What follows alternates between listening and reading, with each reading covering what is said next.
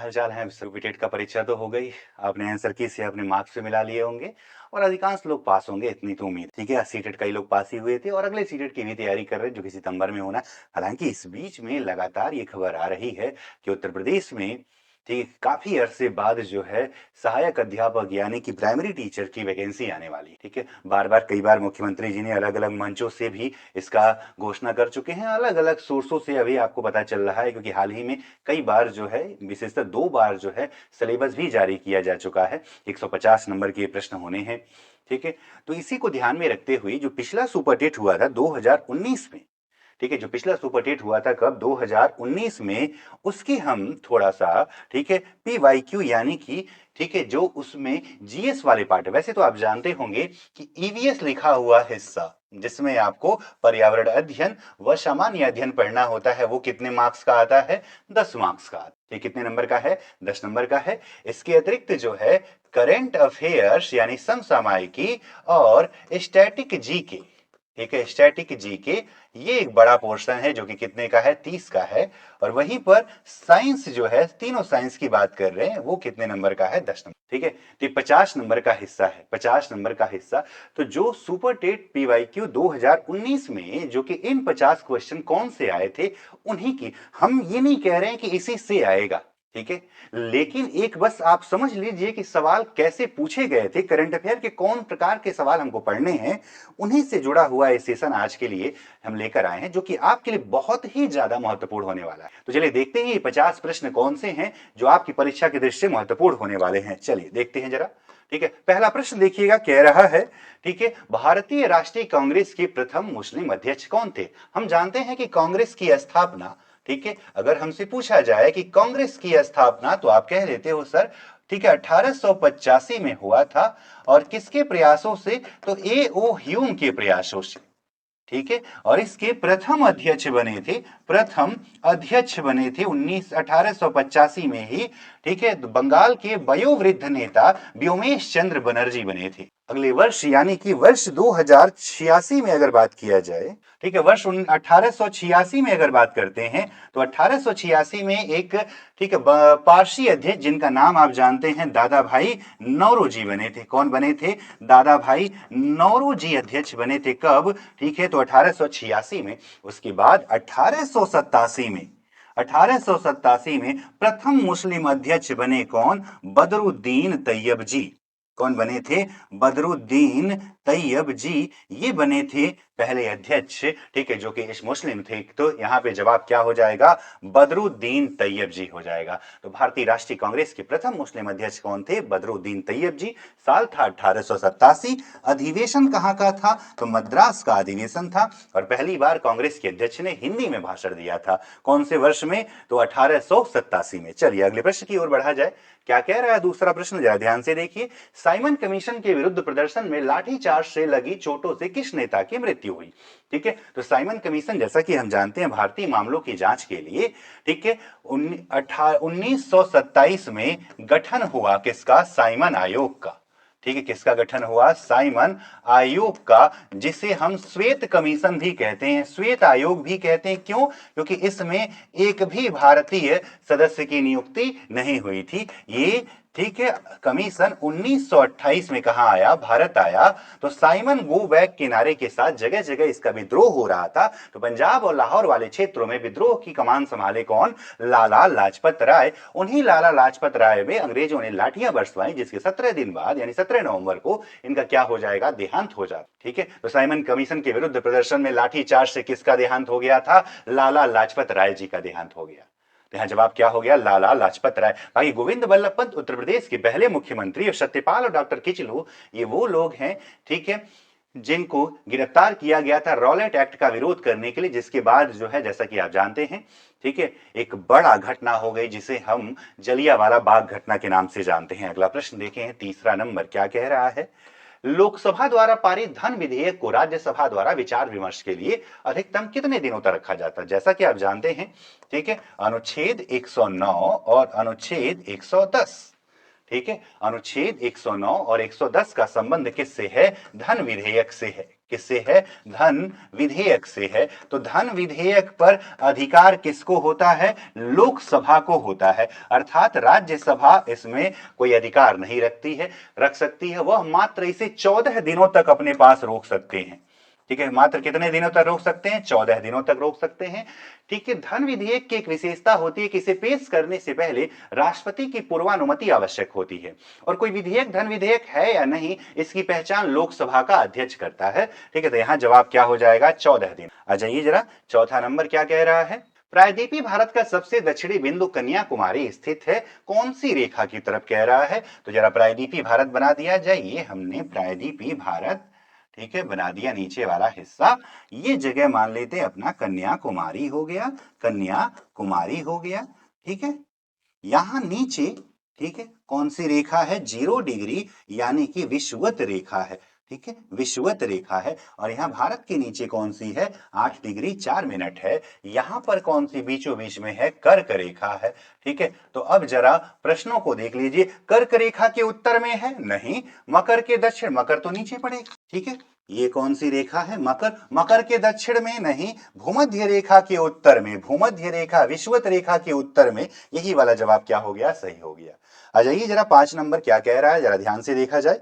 ठीक है, निम्नलिखित समुद्री धाराओं में से कौन सी अटलांटिक महासागर की धारा नहीं है? ठीक है, तो जैसा कि हम ये मैप जब बनाते हैं आपको दिखाने के लिए, ठीक है, कुछ इस तरह उत्तरी अमेरिका बना दें और ये नीचे जो है, ठीक है, फटाक से बना दिया जाए, दक्षिणी अमेरिका बना दिया जाए। ठीक है, यहां पर ग्रीनलैंड द्वीप बना दिया जाए। ये जो है अपना यूरोप वाला हिस्सा कुछ इस तरह से, और ये बड़ा सा अफ्रीका बना दिया जाए। बीच में कौन सा महासागर है? अटलांटिक महासागर है। तो एक जलधारा यहां से आती है, नाम है जिसका क्या? लेब्राडोर की जलधारा। क्या हो गई? लेब्राडोर।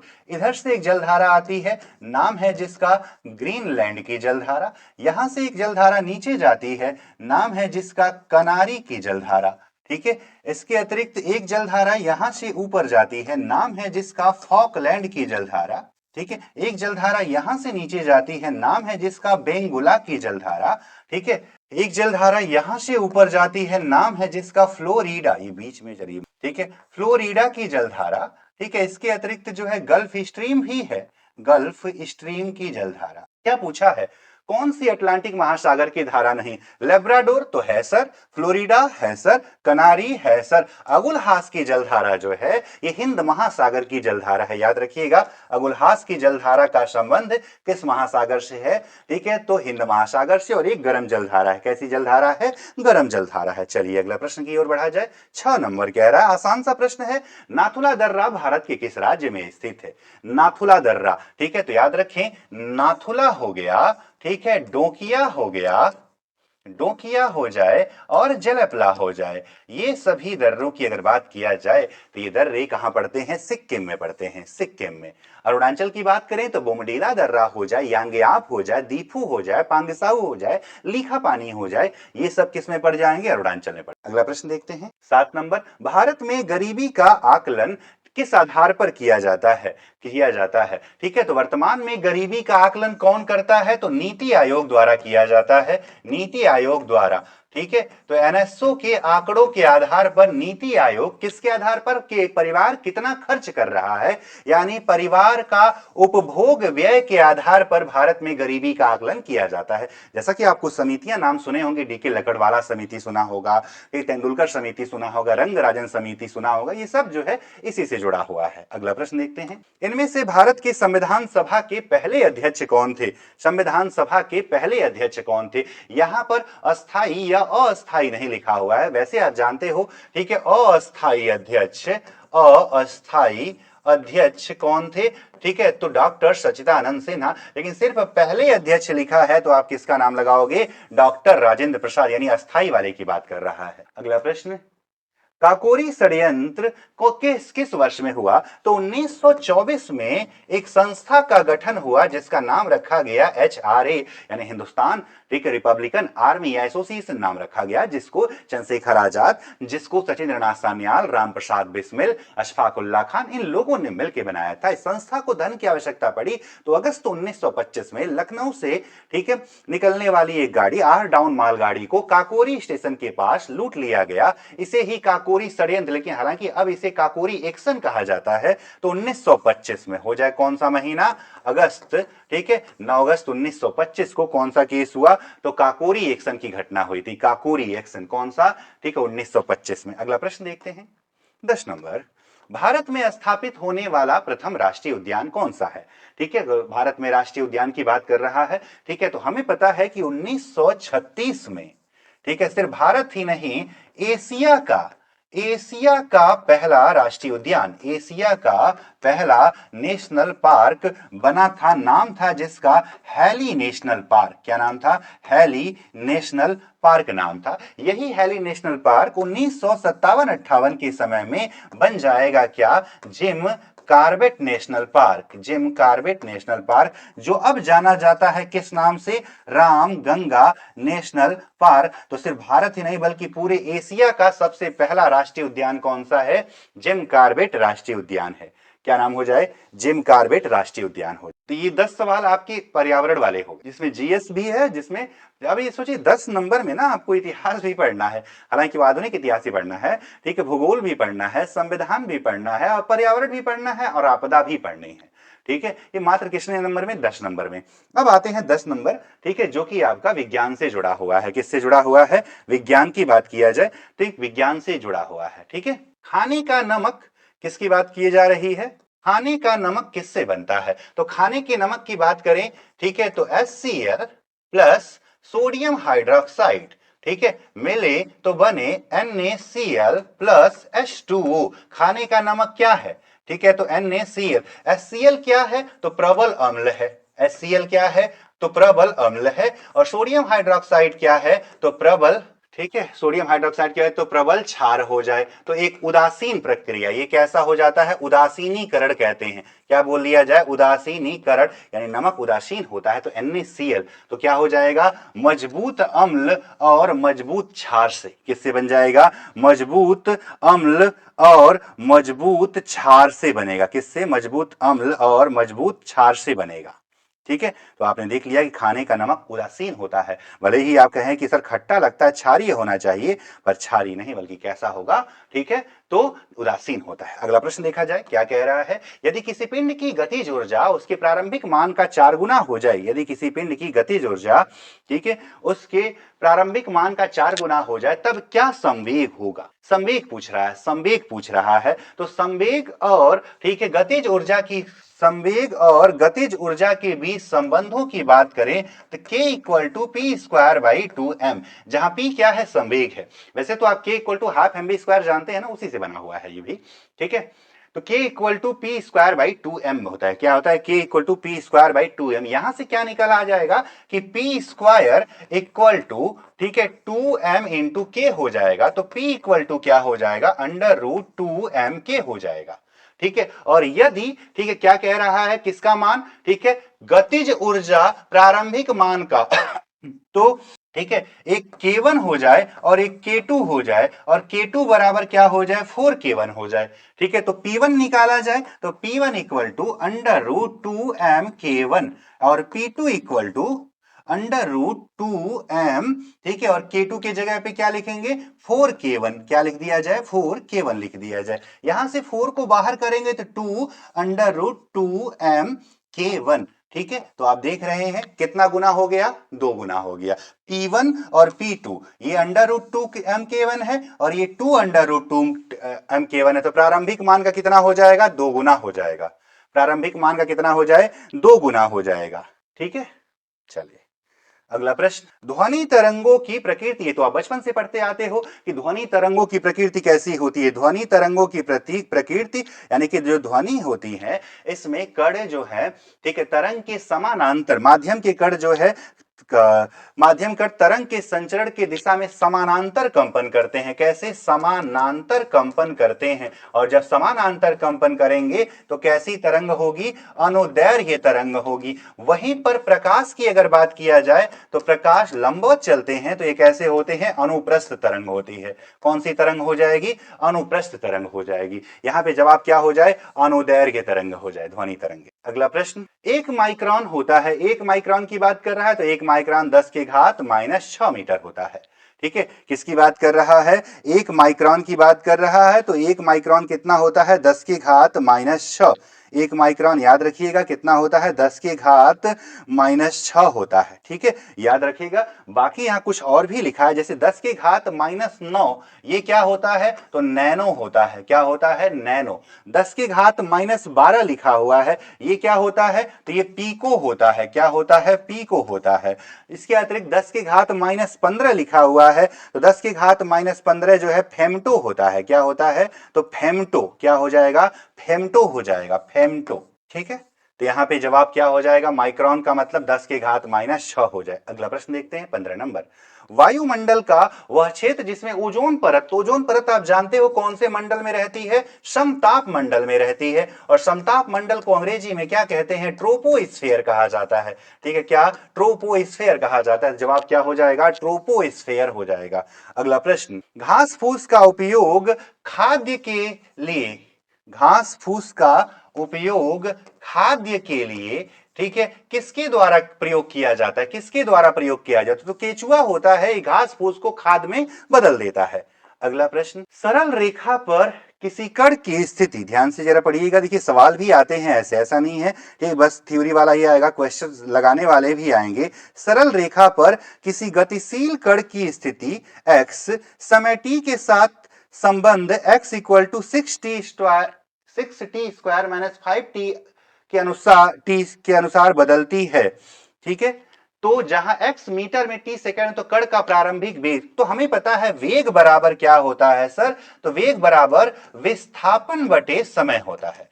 वेग बराबर क्या होता है? विस्थापन बटे समय होता है। यहां विस्थापन को x से दिखाया हुआ है, x अपान क्या लिख दिया जाए? t लिख दिया जाए। ठीक है, और x की बात कर रहा है, तो x बराबर क्या है? 6t स्क्वायर -5t, और अपान में क्या लिख दे? t। वैसे इसका अवकलन हम कर सकते थे, dx by dt ऐसे निकाल सकते, लेकिन अब डायरेक्ट याद रखने की बात है। 6t square upon t -5t upon t हो जाए। एक t से एक t कैंसिल, एक t से एक t कैंसिल, आ गया 6t -5 आ गया। क्या आ गया? 6t -5 आ गया। ठीक है, फिर क्या, किसकी बात कर रहा है? ठीक है, तो प्रारंभिक वेग की बात कर रहा है। प्रारंभिक वेग जब बात करता है, प्रारंभिक वेग, तो जब भी प्रारंभिक वेग की बात करेगा तो अभी तुरंत ही शुरू हुआ है, और तुरंत शुरू हुआ है तो समय कितना होगा? 0 सेकेंड होगा। तो बताइए प्रारंभिक वेग की अगर बात किया जाए, प्रारंभिक वेलोसिटी की बात करते हैं, तो 6 इंटू 0 -5 क्या आ जाएगा? -5 मीटर पर सेकेंड। कोई जवाब मिला सर? -5 मीटर प्रति सेकंड, बी वाला ऑप्शन, सेकंड वाला ऑप्शन हो जाएगा। क्या हो जाएगा? -5 यानी सेकंड वाला ऑप्शन हो जाएगा। चलिए अगला प्रश्न देखा जाए, 18 नंबर। किसकी कमी से रतौंधी नामक रोग होता है? आसान सा प्रश्न है। विटामिन, आंखों से जुड़ा हुआ रोग कौन सा है? रतौंधी। विटामिन ए से, सी से आप स्कर्वी जानते हो, बी से बेरीबेरी, वैसे बी कई पार्ट में है, डी से जो है रिकेट्स जानते हो। ठीक है, इसको क्या लिख दिया जाए? स्कर्वी लिख दिया जाए। बी में कई सारे पार्ट है, लेकिन सबसे प्रमुख जो पूछता है क्या आप याद रखते हो? बेरीबेरी याद रखते हो, और डी में जो है रिकेट्स याद रखते हो, ऑस्टोमलेशिया याद रखते हो, ऑस्टियोपोरोसिस याद रखते हो। ठीक है, चलिए ठीक, अगला प्रश्न देखा जाए, 19 नंबर। क्या कह रहा है? 4.4 ग्राम कार्बन डाइऑक्साइड का एनटीपी पर आयतन होगा। एनटीपी पर आयतन होगा।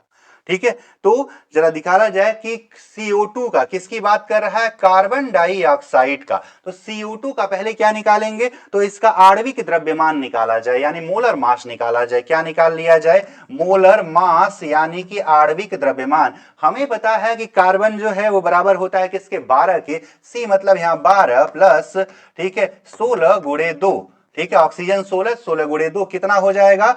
12 और 16 दूना 32, 12 44, कितना आ गया? 44 ग्राम आ गया। कितना आ गया है? 44 ग्राम प्रति मोल। क्या आ गया? 44 ग्राम प्रति मोल आ गया। क्या आ गया है? 44 ग्राम प्रति मोल। हमें निकालना है क्या? ठीक है, एनटीपी पर आयतन निकालना है, तो पहले मोलों की संख्या निकाल लिया जाए। तो मोलों की संख्या, मोलों की संख्या, मोलों की संख्या, ठीक है, ठीक, तो CO2 का जो मोलर मास है, CO2 का मोलर मास कितना है? 44 है, और जबकि कितने ग्राम में निकालना है? 4.4 ग्राम में। तो 4.4, ठीक है, बटे कितना कर दूं? 44, कितना आ गया? 0.1, यानी n इक्वल टू हो गया, ठीक है, 0.1। यानी कि n इक्वल टू हो गया 0.1 आ गया। लेकिन अभी आयतन नहीं निकला है, आयतन निकालना है। ठीक है, तो हमें पता है कि 1 मोल गैस का आयतन 22.4 लीटर होता है। ये याद करने वाली बात है कि 1 मोल गैस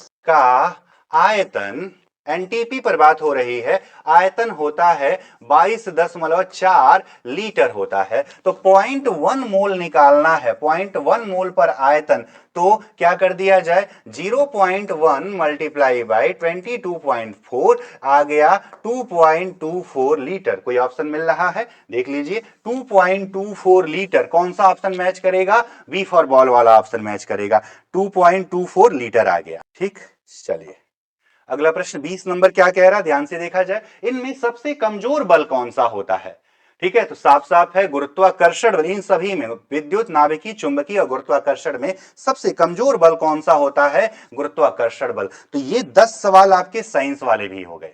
ठीक है, अब आ जाते हैं, ठीक है, जो कि आपके सेक्शन में सबसे बड़ा, अगर आप, ठीक है, संस्कृत, हिंदी और अंग्रेजी की व्याकरण को छोड़ दे तो पूरे सुपर टेट में सबसे बड़ा हिस्सा, ठीक है, 30 नंबर का, 40 का व्याकरण वाला हिस्सा है, 30 का हिस्सा किसका है। ठीक है, तो अब करंट अफेयर्स और स्टैटिक जीके का, तो उसको जरा देखते हैं। कह रहा भारत के 23वें मुख्य निर्वाचन, याद रखिए ये वर्ष 2019 का पेपर है, ये पेपर वर्ष 2019 का है, इसलिए सवाल आपको पुराने दिख रहे होंगे।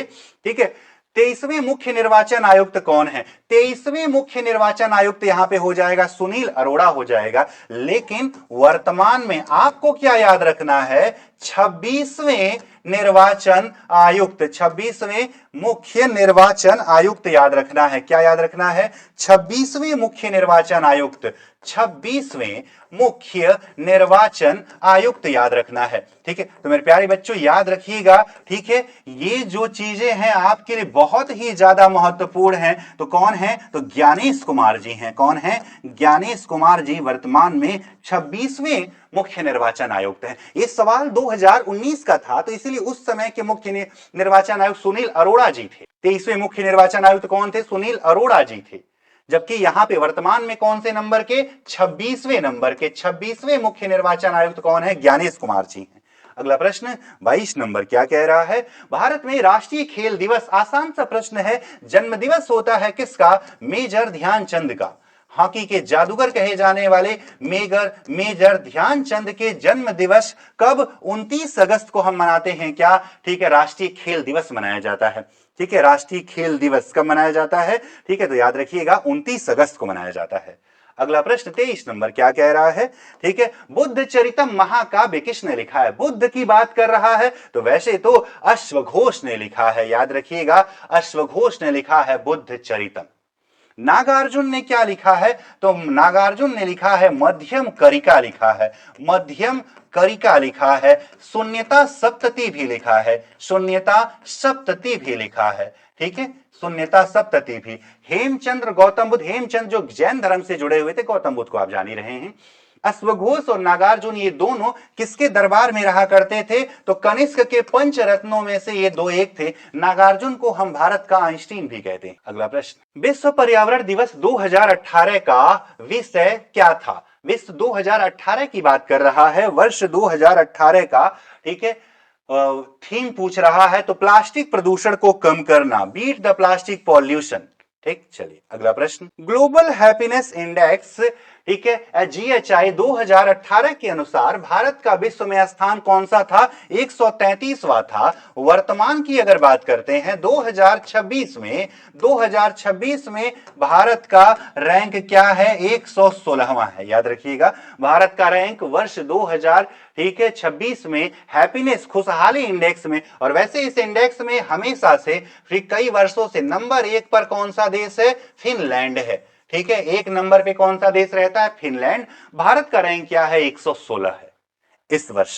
अगला है, नाथ पंथ नामक संप्रदाय के प्रवर्तक कौन थे, 11वीं 12वीं शताब्दी में, ठीक है, मच्छेंद्र नाथ ने, किसने, मच्छेंद्र नाथ ने शुरू किया कौन सा संप्रदाय, नाथ संप्रदाय की शुरुआत किसने किया, मच्छेंद्र नाथ ने किया था, जिसे आगे चल के प्रमुख बनाया किसने, गुरु गोरखनाथ जी ने बनाया। 27 नंबर क्या कह रहा है, निम्नलिखित में से कौन सा कर्नाटक का लोक नृत्य है। कर्नाटक का लोक नृत्य, तो आपको पता है गरबा तो सर गरबा जो है ये सर गुजरात से जुड़ा है, और चरकुला तो सर उत्तर प्रदेश के वृंदावन से जुड़ा हुआ है, ठीक है। और यक्षगान का संबंध कहां से है, कर्नाटक से है।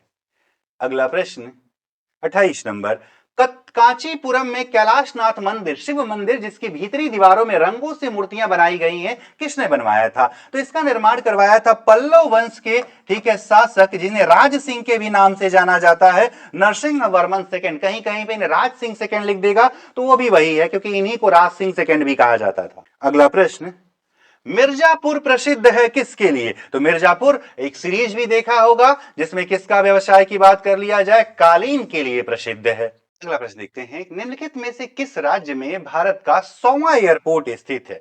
किसकी बात कर रहा है, 100वां एयरपोर्ट की बात कर रहा है। किसकी बात हो रही है, ठीक है, तो देख लिया जाए 100वां एयरपोर्ट की बात। 100वां एयरपोर्ट जिसका पाक्यांग, क्या नाम है, पाक्यांग एयरपोर्ट, जो कि उस राज्य का पहला एयरपोर्ट भी है, जो कि उस राज्य का पहला एयरपोर्ट भी है। तो जवाब हो जाए क्या, सिक्किम। वैसे वर्तमान में 164 एयरपोर्ट हैं, याद रखिएगा, वर्तमान में कितने एयरपोर्ट, 164। अंतरराष्ट्रीय की बात नहीं कर, अंतरराष्ट्रीय तो 34 है, टोटल की बात 164 एयरपोर्ट हैं। अगला प्रश्न 31 नंबर क्या कह रहा है, केंद्रीय ग्लास एवं सिरेमिक अनुसंधान, आप जानते हैं सिरेमिक सिटी खुर्जा को कहते हैं, बुलंदशहर में पड़ता है। अगला प्रश्न देखते हैं, ठीक है, 32 नंबर क्या कह रहा है, वर्ष 2018 का रेमन मैक्स से पुरस्कार किसको प्रदान किया गया। तो वर्ष 2018 में रेमन मैक्स से दो भारतीय व्यक्ति, एक भरत वाटवानी और एक व्यक्ति जो पिछले 12 दिनों से भूख हड़ताल पे हैं, जिनका नाम क्या है, सोनम वांगचुक, जिनके आप जानते हैं जिस नाम से, ठीक है। तो इन दोनों लोगों को मिला था रेमन मैग्सेसे, कौन से वर्ष में, 2018 में मिला था। रेमन मैग्सेसे को हम जो है एशिया का नोबेल भी कहते हैं। अगला प्रश्न, उत्तर प्रदेश हिंदी संस्थान द्वारा वर्ष 2017 का भारत भारती पुरस्कार किसे प्रदान किया गया। ठीक है, कब की बात हो रही है, ठीक है, वर्ष 2017 का भारत भारती पुरस्कार कौन देता है, ठीक है, तो उत्तर प्रदेश का हिंदी संस्थान देता है। उत्तर प्रदेश हिंदी संस्थान द्वारा यह पुरस्कार दिया जाता है। वैसे 2021 के बाद ये पुरस्कार दिए नहीं गए हैं, ठीक है, लेकिन याद रखिएगा किसको मिला था, तो डॉक्टर रमेश चंद्र शाह को मिला था, ठीक है। और 2021 में जहां तक मुझे याद है रामनाथ त्रिपाठी जी को मिला था, ठीक है। उसके बाद अभी तक किसी को मिला नहीं है, ठीक। आ जाते हैं अगला प्रश्न 34 नंबर, किस क्षेत्र में नोबेल पुरस्कार 2018 की घोषणा नहीं हुआ था। तो यौन विवादों के कारण वर्ष 2018 में साहित्य के नोबेल पुरस्कारों की घोषणा नहीं हुई थी, जो 2019 में दो लोगों को दिया गया, ठीक है, और इस प्रकार इसे कंपनसेट किया गया था। चलिए अगला प्रश्न देखते हैं, कह रहा है यूएस ओपन टेनिस टूर्नामेंट 18 महिला एकल की विजेता कौन थी। ठीक है, कब की बात कर रहा है, 2018। यूएस ओपन का संबंध किससे है, तो सर ठीक है लॉन टेनिस से है। किससे है संबंध, लॉन टेनिस से है। लॉन टेनिस के एक वर्ष में 4 ग्रैंड स्लैम होते हैं। कितने ग्रैंड स्लैम, 4 ग्रैंड स्लैम होते हैं, याद रखिएगा, जिसमें पहला ऑस ओपन यानी ऑस्ट्रेलियन ओपन होता है, ठीक है। दूसरा जो है फ्रेंच हो जाए, ठीक है, जो अभी हो रहा है, इसमें विंबलडन हो रहा है ना, ठीक है। तीसरा विंबलडन हो जाए और चौथा जो है यूएस ओपन हो जाए। तो इस वर्ष तो यूएस ओपन अभी हुआ नहीं है, ठीक है, लेकिन याद रखेंगे 2018 में नाओमी ओसाका ने, इस वर्ष के ऑस ओपन की अगर बात करते हैं ऑस्ट्रेलियन ओपन में, तो मेल में जीता है किसने, तो कार्लोस अलकराज ने। किसने जीता है, कार्लोस अलकराज ने जीता है। और जबकि फीमेल में जीता है एलिना रेबेकिना ने जीता है, ठीक है। यहां पे नाओमी ओसाका सही जवाब हो जाएगा। अगला प्रश्न देखते हैं 36 नंबर, राष्ट्रीय फिल्म पुरस्कारों में वर्ष 17 के लिए सर्वश्रेष्ठ फीचर फिल्म किसको मिला। तो 2017 के लिए 65वां राष्ट्रीय फिल्म पुरस्कार विलेज रॉक स्टार को मिला था। वहीं इस वर्ष यानी पिछले वर्ष की बात करें, 71वां राष्ट्रीय पुरस्कार 2025 की अगर बात किया जाए, राष्ट्रीय फिल्म पुरस्कार की अगर बात कर रहे हैं, ठीक है, तो इसमें सर्वश्रेष्ठ फिल्म का अवार्ड मिला था 12th फेल को मिला था। और जबकि अभिनेता के तौर पे चुने गए थे शाहरुख खान और विक्रांत मैसी, और अभिनेत्री के रूप में चुनी गई थी, ठीक है, अभिनेत्री के रूप में रानी मुखर्जी चुनी गई थी। अगला प्रश्न, दिसंबर 2018 में जलवायु परिवर्तन पर अंतरराष्ट्रीय सम्मेलन यानी कॉप की बात कर रहा है। 2018 में कहां पे हुआ था? तो काटोविस पोलैंड में हुआ था। इस वर्ष होगा कौन सा कॉप? कॉप 31 होगा, जो हुआ होगा कहां पर? अंतालिया शहर में। और अंतालिया शहर का संबंध कहां से है? तो तुर्की से है। कहां से है? तुर्की से है।